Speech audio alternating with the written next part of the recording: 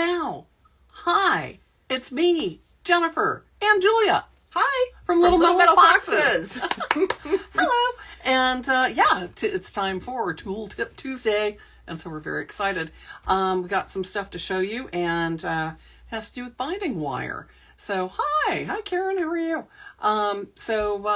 We've got some cool stuff to talk about tonight. And it's one of the most basic things that you can kind of have in your studio arsenal of tools. Right. You can buy this at the hardware store, right? Like it's that basic, but it's super useful. Absolutely. Yes. So, because they use it to bind things like bales of hay. Yes, exactly. And fencing and things. But it's such an easy material to work with, and I know a lot of people that like working with it as a material for jewelry as well, which is really kind of cool. But it's just it does rust. So. It does, but that's okay. You can like seal it and paint it and powder coat it, and that's true. All powder kinds coating, of stuff. You can enamel it. Things. But I want to talk about the annealed steel wire, and we've got some other options too. We were going to talk about for binding wire, but primarily binding wire. Regular old hardware store binding wire.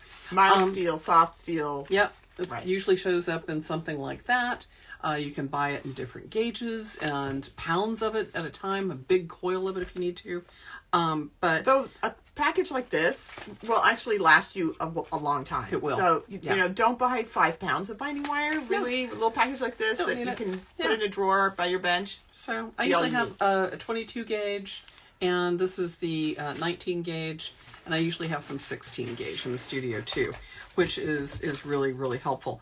Some of the stuff that really works well for if you've ever had that problem with closing like really wide band rings, we want to show you how to do that. Right. How to create some little clips for doing things like sweat soldering parts that need to go together.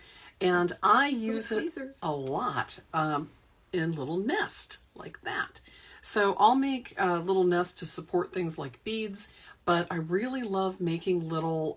it looks like a rug beater. Like a miniature rug beater. Yeah. Like a dollhouse size rug beater. Exactly.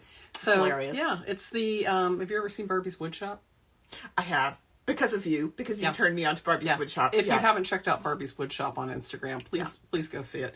It's awesome. She kicks butt. Her tools are amazing. I know. So of course they are. She has everything. She does. People make her with these amazing tools. So anyway, if you have a chance, check that out. But these are, I usually use these for soldering instead of using things like the tripod. I hate using a tripod. And if you've ever had problems soldering your bezels to a sheet, especially if they're small and, pendant size, if they're little, they don't weigh much. Yeah. You can put it on the little mini rug beater. Exactly. So these work a lot better because they're not the giant heat sinks. Right. There's less mass. That the trivets are. Or the tripods are. And tripods they're big, they're cumbersome, you can take them apart and put them away if you need to. But the mesh always burns up. Right. And it always burns up. It always warps. Too thin.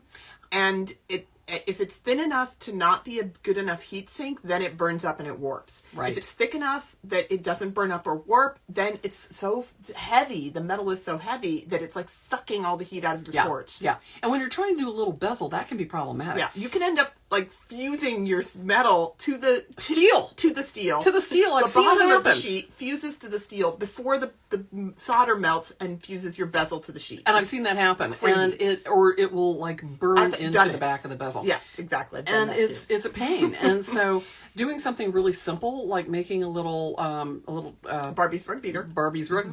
Or a little bird nest. So taking your binding wire and just like balling it up and making a little nest with it does a great job of doing that. So you can get the heat underneath. Yeah. So I use my 19 gauge, and I'm going to do one real fast because I'll show you how easy this is. So I usually take a couple of feet of the binding wire, and I will make a little kind of loop on one end, which is going to be my handle, and kind of twist that around a little bit just to make it so it sort of has like a little handle like that. And then I'll make a little loop that goes around. And this just gives me a little shape that I can work with. So, just a little shape like that, and then give it a twist. And so I've got like a little closed loop around there.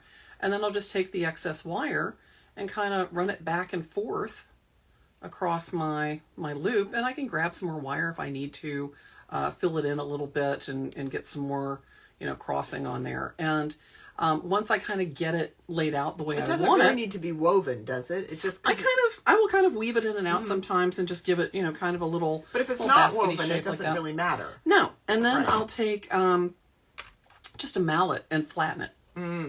Because then it's all squished down. So even if it's not woven, it's all good. Nice and flat, right? So this is fantastic for things like little bezels and things that you're trying to solder onto sheet and heat evenly from underneath. I find doing this with my bezels every time works great.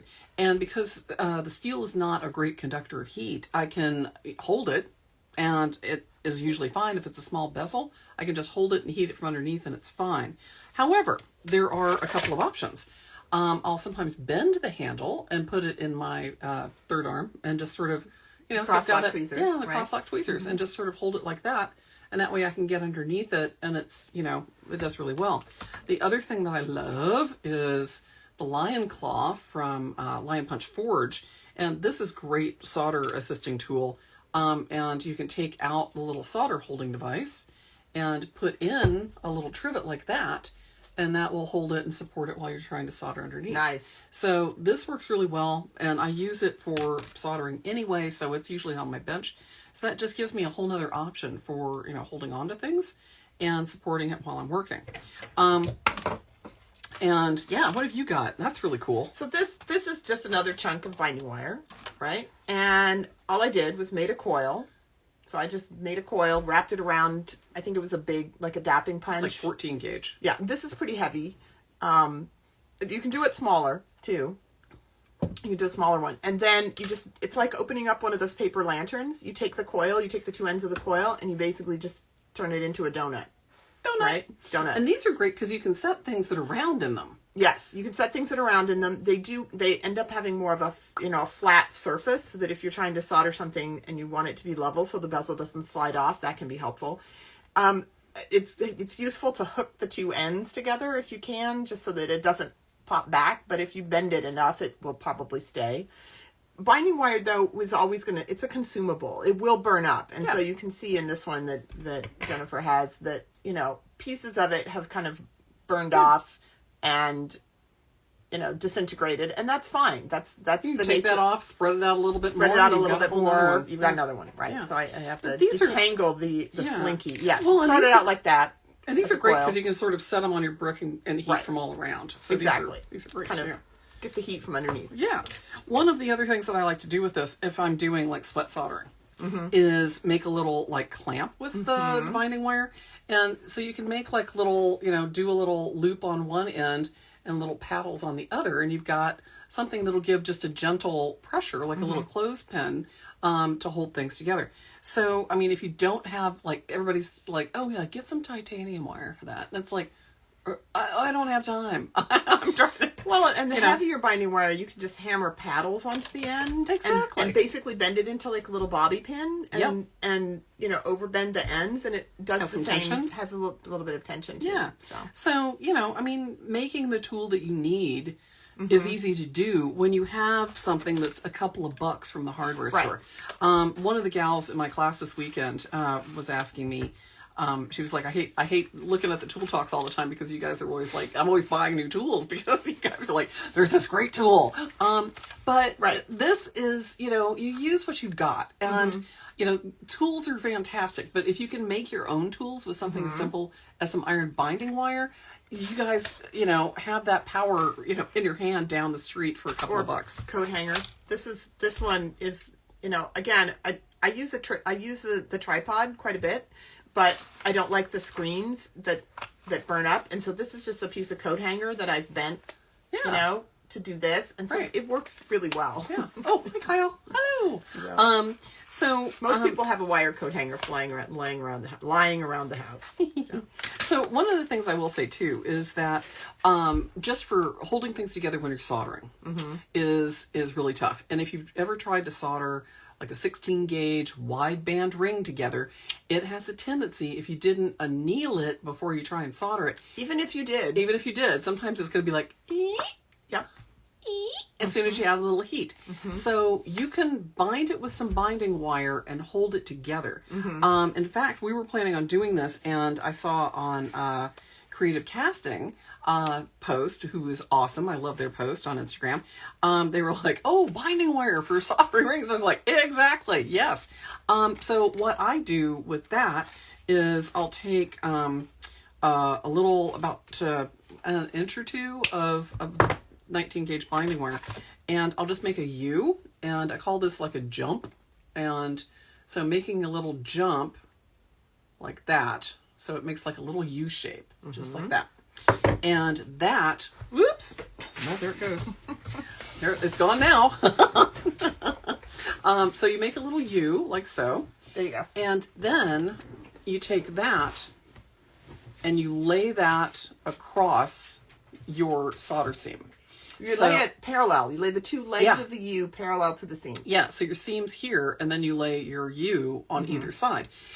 So the reason that you do that is so that when you take your binding wire and wrap it around to keep your ring from opening up, your binding wire doesn't accidentally solder to your seam, because it will. Because it isn't touching the place where the solder has to run. Right. It's jumping over it. Exactly. Hence the jump. The jump, yeah. Or the bridge, or whatever you want to call it. Some people call it a bridge, a solder bridge. So you got your little U on there like that, and I'll take my binding wire and wrap it. And some people will do the twist in the front, and I find if I'm trying to hold the bridge, hold the jump bridge, in or place. hold the if I'm trying to get the solder in there, I don't want the twist in there too. So you sort of wrap it like that, and then I'll take my needle nose pliers and just give it a nice twist. Yes, you can tighten up the twist. You can tighten the binding wire up really well with pliers. Yeah. And so I've got like binding that together. So my jump is parallel to my seam, which is in the middle. And it's lifting up the binding wire that is wrapping around the ring, so it's not touching my seam. So important. Right?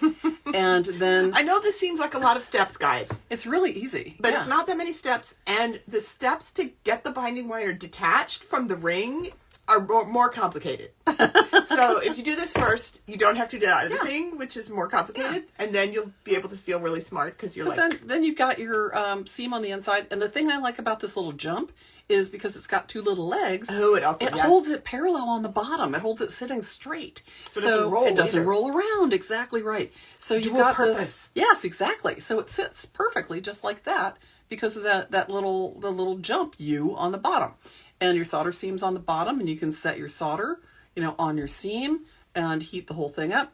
And the binding wire actually kind of evens out some of that heat a little bit. And but as you tighten the binding wire here, it closes your seam and holds it together. So as the ring starts to expand and wants to sort of like, as the ring starts to expand, the binding wire is pressing it the other way, and it actually expands into the joint. It actually gets tighter as the ring expands. So that works really well. It has no choice. It doesn't. Has no choice but to become tighter. Yeah. So this is really secure, and you've got a nice little, set for soldering, and make sure when you quench it, take the wire off before you put it in the pickle. Right. This is super important, because if you don't, then the copper in your pickle, and there's always copper in your pickle, even if the pickle isn't blue, onto your piece. Yeah. If there's iron in there touching the piece. Yes. So it creates a kind of electrical current that basically will pickle plate your piece. This can be a useful feature of pickle. It's great if you're doing it with copper and you want to hide a seam. It's great if it's intentional. Yeah. It's a pain in the ass if it's unintentional. Yeah. Don't put it in the pickle. But yeah, just take that off before you put it in the pickle. But that little U is one of my most critical things when you're trying to do something, especially if you've got like texture on the ring or something like that, and you want to put maybe some whiteout on there to keep the texture from absorbing your solder. So you put whiteout on the outside. You can, yeah. And then you not on the seam at all. Pull the solder from the inside through, so that it only goes on the seam. Yeah. See, and there she's you so go. smart. So yeah, but that little U Almost shape, like she knows how to do this. yeah, that little U shape is absolutely critical. But you've got some other choices besides binding wire.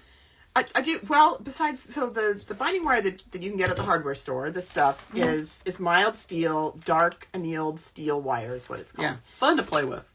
And Great to play with. this is also steel, but this is stainless steel. I have had this 8-ounce spool for probably more than a decade, and I've taken it to many, many classes that I've taught.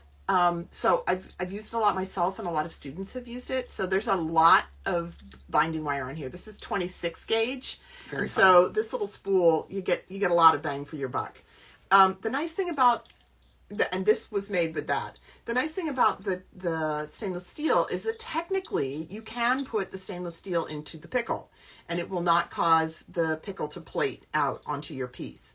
I always encourage people not to put binding wire of any kind into the pickle because you don't want to forget which kind of binding wire you've got and then accidentally put the one you don't want Best in the practice, pickle. don't put the wire Just in. don't put the wire in the pickle. Yeah. So, but this makes a really great, very, very light, sort of trivet to be able to solder on. Right.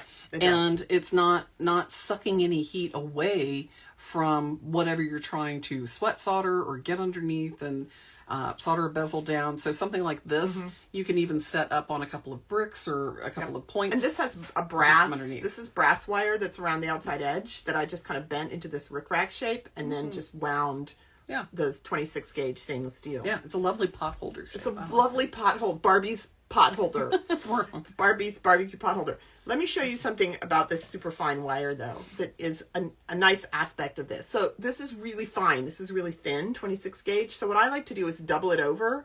Here's a little short piece that I've doubled over and then just twist it so that you get, and I do this quite a bit. Whack, whack, whack, whack, whack, whack. So that you get a nice twist in it. Yeah. Because then when you use this doubled wire, not only is it a little bit thicker, but it has a little spring in it. Yeah. Because it has this twist in it now. Right. So and you can do the same thing with the yes, with the finer. binding Yeah, wire. you probably don't want to do it with the 16 gauge or no, whatever. but with the fine, 22 gauge, 22, 24, 26 gauges, if you need to thicken it up a little bit, that's a great way to do it. It's a great way to too. do it. And because it has the twist in it, has a little spring to it, so when you twist the two ends together and bind something, it actually binds it even a little tighter. It's easier to get it tighter because it has a little stretch built in. So. And, if you're doing something like, trying to solder things like your box rings together Yes. or hold things, you can, create little clips with the binding wire and hold parts together with it. So you can get really creative about like holding things where you need them. And just tightening it up. One of the other things that's I made really little staples out of it and push them into the fire brick. If I'm trying to solder two things side by side and I don't want them to do this and get the little twinkle toes thing, I can pin them down onto the fire brick with a little U shape. But even with if you're trying to solder a heavier bezel or part on a box, you can create some little clips, bitey clips, and wrap that around and take the slack out and have a nice solid construction with the binding wire. So there's lots of ways that you can like use the binding wire to hold your parts together while you're soldering, and it's just for a couple of bucks, it's going to save you so much grief in the long run. It saves you so much grief. It's the thing that's great about cross-lock tweezers is that they're fantastic. They've got the little fiber grip and stuff. But this becomes many, many, many tools, and it's incredibly versatile. It's incredibly cheap, and every studio should have some binding wire.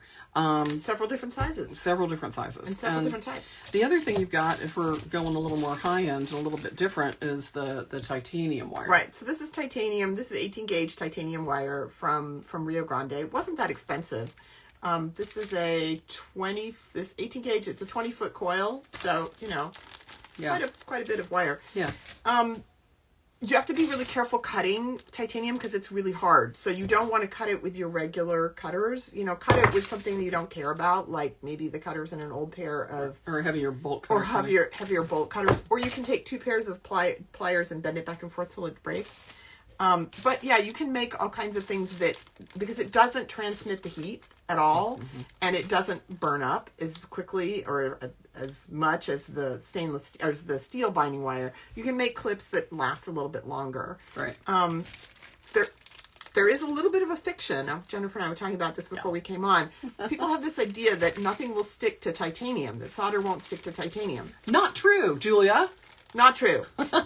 Well, actually, it is true. It's Actually, true. it is true. Sort of It's true. true that solder will not stick to Truism. titanium. It's a truism. However, solder will stick to the oxides that form on titanium. So if you have a titanium solder pick and you heat it up, oxides will form on it, of course, they always do, and then solder will stick to those. So from a practical standpoint, the solder will actually stick to your titanium soldering pick. Yes. You can sand it off and get it off, and it's not that big of a Just keep deal. it But clean. just, Yeah. don't feel like somehow you got a lemon of a solder pick just because your solder is sticking to it. It's just the chemistry of that. Yeah. Well, and the nice thing about binding wire like this is that it although it's hard to cut through, it's annealed. So it's very soft to move around. And so you can do the same sort of things with a titanium that you can with the annealed binding wire. But, again, most practically, Yeah. hardware store, What I would make out of titanium is things like a butterfly. like T-pins Oh. or little staple shapes or things that I was going to reuse a lot. Yeah.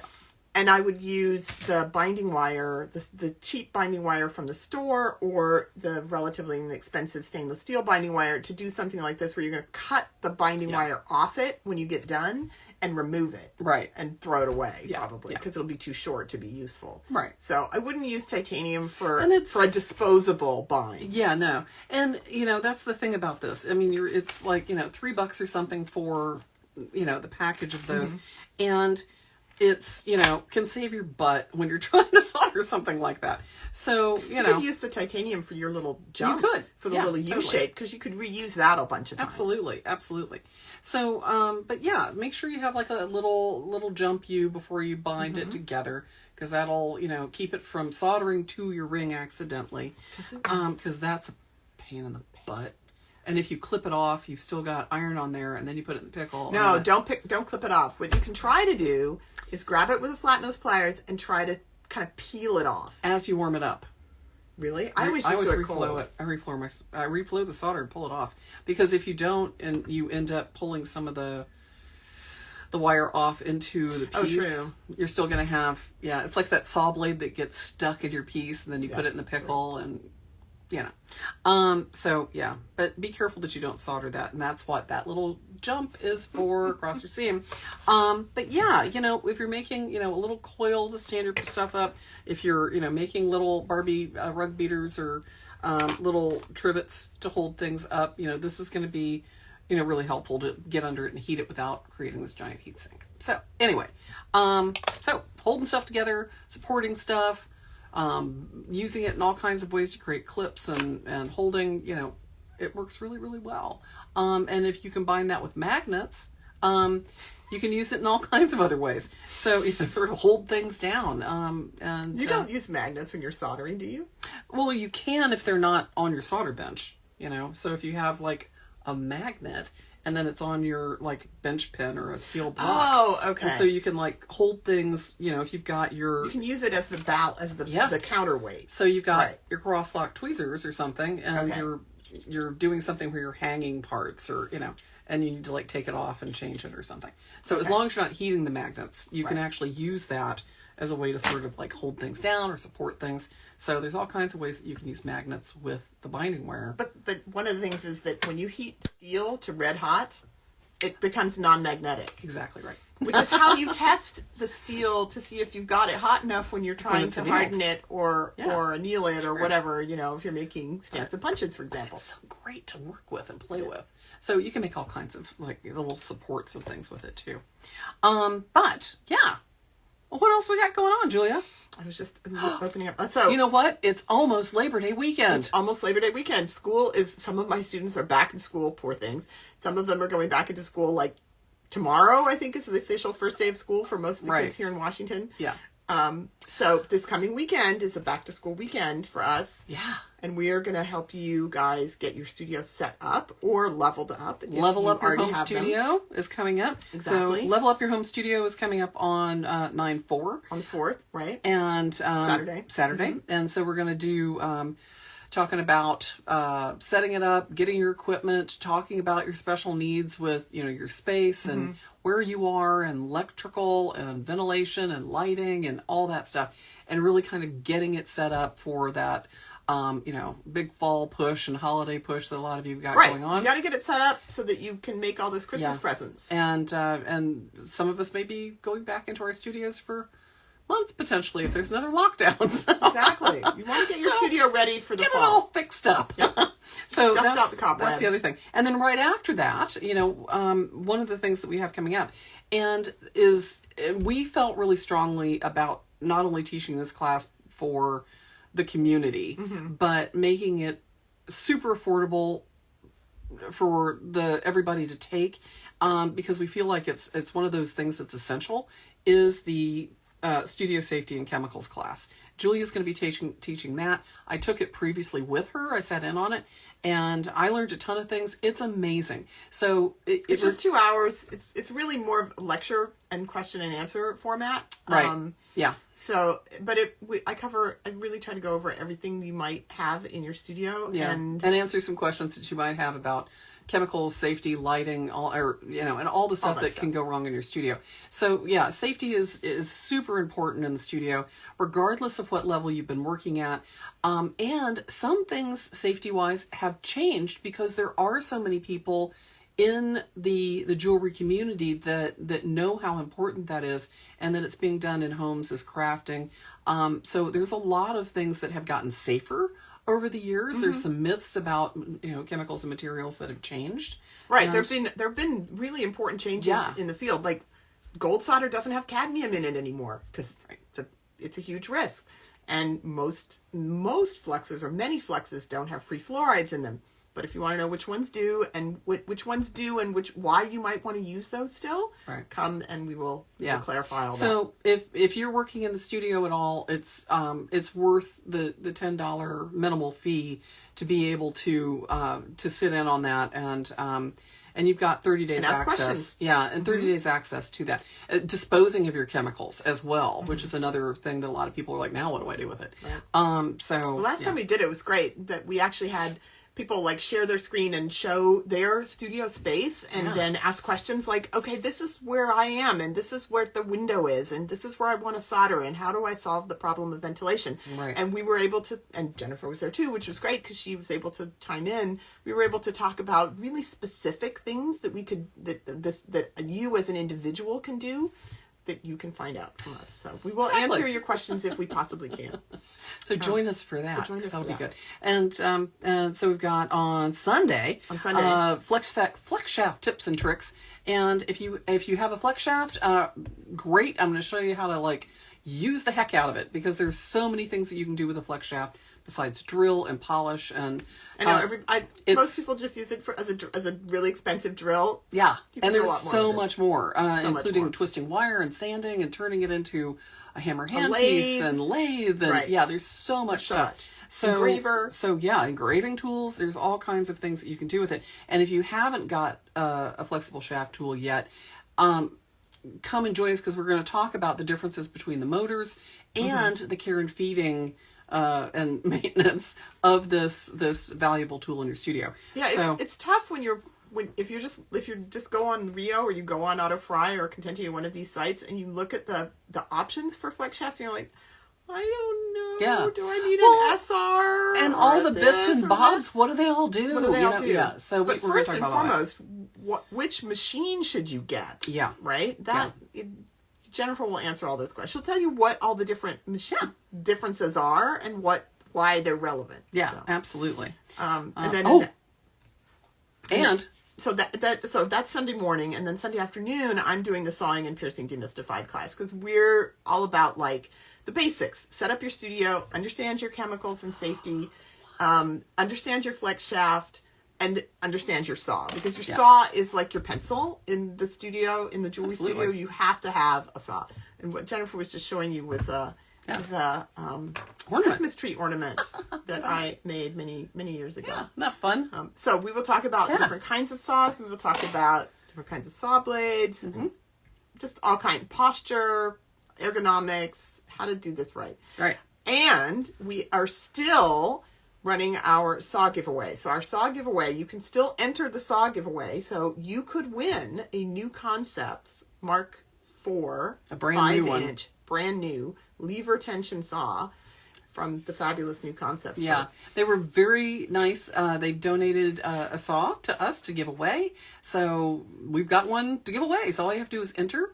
The post is below. And so About just 16 posts back. Yeah, But just look it's for a the few word posts back. giveaway in the Yeah, post, it's there. in the picture, you'll find it. yeah, and share it, like it, and Comment. there's comment and let us know what kind of classes you'd like to see coming up. We've got a whole bunch of classes that we're sort of working on, and we fancy, Kyle says.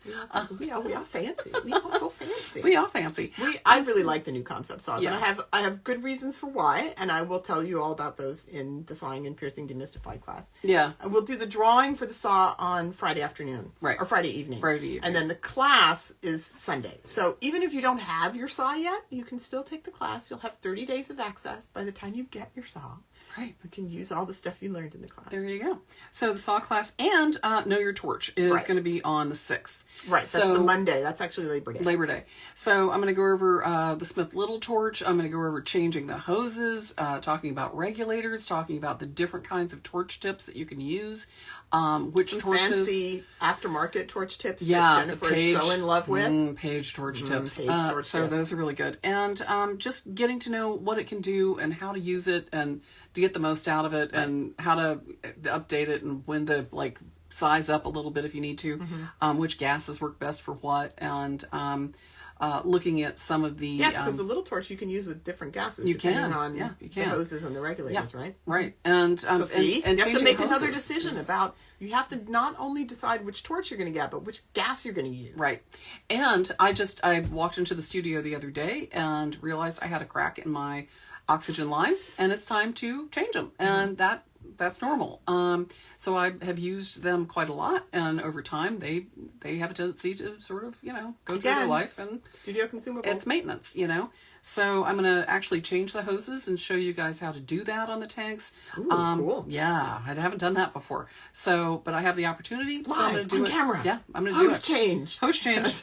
So instead of taking it to, have maintenance done and paying for it, you can do it yourself. You can buy the hoses and switch them out yourself. So I'm going to show you guys how to do that. And also coming up, designing for production. Yeah, And- I'm really excited about this class. yeah, and I know that there are a lot of people, I've had so many people asking me for this class. I've been doing production jewelry for years and production casting. So I've got a lot of tips and tricks to share with you guys to make your work more efficient and effective and more profitable. So if you guys are heading into the holidays and you're like, oh my God, I'm so stressed. I don't have time. I don't know what I'm doing. Right. And, let me help you be more efficient and make more money. And it's we're going to talk about designing for production and outsourcing and working on stuff that is soldering techniques and cutting techniques and all kinds of ways to get things done better, faster, maintaining your level of craftsmanship, and not sacrificing your designs and Or quality. and staying Right. true to yourself while you're doing production. I think a lot of people have the idea that doing production means that you are You're dumbing it down. you're dumbing it down And or you're not. You sacrificing don't have something to. or making it too simple, and that's not necessarily the case. You can stay true to your designs and true to your vision. your style and still make it repeatable. And I was talking to a gal recently, and I love her so much, and her work is beautiful, and she had some pieces that we were talking about how she was putting them together and how long it took. And I was like, well, you have a disc cutter and you're just cutting out circles. And she goes, no. I said, oh, are you just buying the disc? And she said, no. And I said, what are you doing? And she goes, I'm cutting them out. I'm like, you're cutting out perfect circles one by one With a saw. with a saw? I mean, saws Even are I great. won't do that. And I love sawing, but I won't do that. Like, I would how use long a does it disc take cutter. you to make a pair? And she goes, oh, about 45 minutes to an hour. And I'm like, to make one pair of earrings? I'm like, let me show you how to be able to make like 12 to 25 of those in an hour. Easy. Yeah. Easy. And that, you don't have to, you're spending the same amount of time to do the thing, and then you've got 25 pairs of them rather than one that is going to cost not just you're losing money because people are only going to pay so much for, a pair of earrings that are silver. But yeah, you make more money, and the client can actually pay less, so you can actually lower your prices, sell more of them, and make more money and at the same time. But still be making a reasonable profit on them. Yeah, absolutely, absolutely. I would also say, Jennifer, I think it's really important to make the point that even if you are not doing production jewelry, this designing for production class will help you make your work more efficiently, or will help you learn how to hold things better, or how to design it so that you kind of take the frustration out of the process. Right. So if you're working in series, if you're working on one-of-a-kind pieces, whatever it is, it's just going to make you more efficient. So you're working smarter and not harder in your studio. So you're using the skills and tools that you have at your disposal to the best advantage of your work. Absolutely. And learn and there'll be lots of fun exploration and absolutely. So aha moments. Yeah, and I really like working with people that are doing all kinds of different production stuff. They're all at different levels. So a lot of people have tips and tricks that they've learned. Right. But I also wanted to talk to people about, being able to use things like Instagram and how you can benefit from doing something like that. And so anyway, and AJ's got a new class coming up too. I know, this is so exciting. AJ has taught our drawing class for us before and a couple times, and now he's doing the jewelry sketching in color. So now, he's moving on. It's sort of the next level in the family of drawing classes. Yeah. So that's going to be cool. How to paint your shapes. Yeah, and demystifying, not just drawing, but color. Right. Sometimes color is hard. Yeah. So, and speaking of the Lion's Claw, there is Lion Punch Forge. Hi, Chris. Hello. Thanks for joining us. Anyway, that's kind of what's coming up. We've got a bunch of fun things. And we have other classes coming too. Yeah. I'm going to be doing the file work rings again. Jennifer is going to be doing her recycling scraps and alloys again, which are, both of those are popular classes that, I'm doing electro etching again in October. That's a good there one. were a number of people who were like, wait, what? You did the electro etching and I missed it? It's like, okay. We're going to do it again. We're going to do it again. Come join us. Yeah. You can buy the etching kit from us to the actual little, repurposed cell phone charger to do it, and then, or if you have your own, that's fine. You can just do the class. Right. Yeah. Sticks and Stones. Yeah. And Sticks and Stones is basically working with lots of other materials and doing cold connections and how to work with a variety of materials safely and be able to connect them to metal and non-metal parts. So there's some riveting, there's some chemical bonding. Chemical bonding, aka glue. It's not a dirty word. It's not if you're doing it right. Not and if you're doing it right. I have to say, I am one hell of a gluesmith. Yes. It's true. Yes. I'm a gluesmith. You love that. You love that this to that site. I do. You? Yeah. This to that is awesome. Yeah. So anyway, So go out and get yourself some binding wire. It's awesome. And take a look at what's coming up. Get some of this too. That's right. And also too new, we're going to be doing all of our Tool Talks are now available on YouTube. Right. So take a look. Today is August 31st.